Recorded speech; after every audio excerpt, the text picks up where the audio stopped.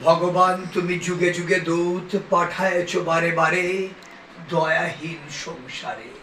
তারা বলে গেল ক্ষমা করো সবে, বলে গেল ভালোবাসো, অন্তর হতে বিদ্বেষ বিশ্বনাশ।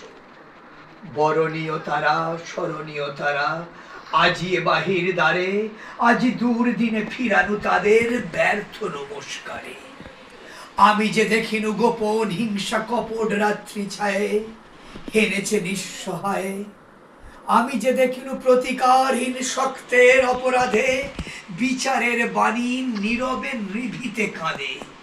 আমি যে দেখিনু তরুণ বালক উন্মাদ হয়ে ছোটে, কি যন্ত্রণায় মরেছে পাথরে নিষ্ফল মাথা কুটে।